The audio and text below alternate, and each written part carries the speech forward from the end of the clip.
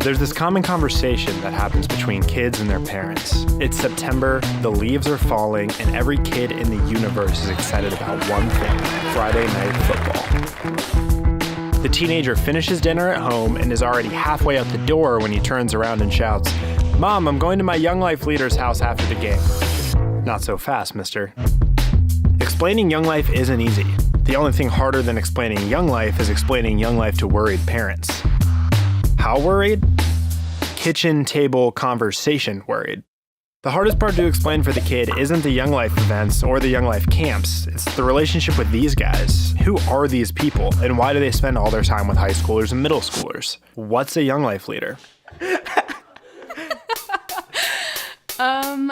It's Monday. The leader is supposed to get up at 5:45 a.m. They end up getting up at 5:54, so no time to shower. They need to be at a school that they didn't graduate from in 20 minutes to pass out donuts. Luckily, they can drive to this school in their sleep because they've spent every Monday for months doing the same exact thing, which is why they threw away the donut holes and started using the whole thing, no pun intended. Even though no one wanted donuts and they burned through half a tank of gas, they consider the morning a success. Another quarter tank of gas later, and they are home just on time for their 8 a.m. psychology lecture. Yeah, psychology lecture. College isn't going to finish itself. Classes drag, but once they're finished, it's back up to the school that they didn't graduate from. It's Campaigners tonight, which is pretty much just a Bible study for people that wouldn't usually come to one. Moms are happy everywhere that their child's NIV is no longer collecting dust. Campaigners is a place where people can be real. It's a place where people are free to ask the questions that they've always been thinking and find out those answers. Right before they sleep, they briefly recall all the new names that they had learned that day at the school that they didn't graduate. All right, you get it. Tuesday. Sun rises. Tuesday is an almost identical day to Monday, minus the donuts and plus a basketball game. They see that student again. They laugh at one of your jokes. Let's go! On their way back home, they stop by the local sports bar and ask about fundraising opportunities. The leader needs to raise a lot of money and not a lot of time if they want all the students to go to Young Life Camp. What's Young Life Camp? It's the best week of your life, but we really don't have time to talk about that right now. Wednesday.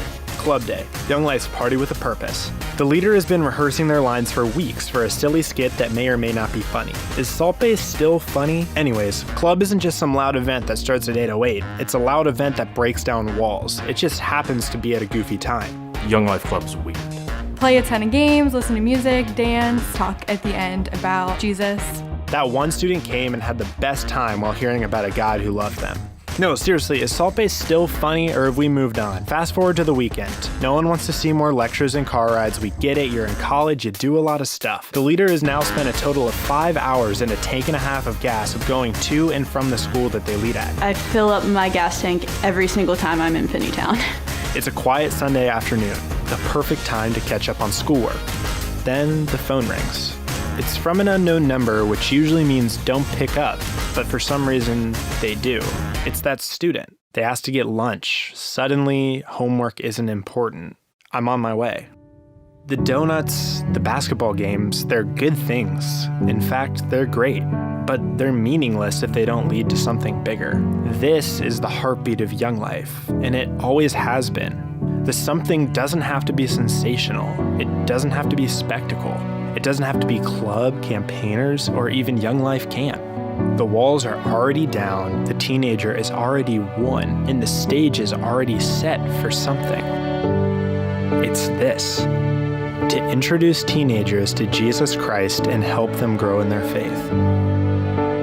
It looks like this. It's not just because they care, but it's because they've been transformed by God's love and feel compelled to share that in the best way they know how.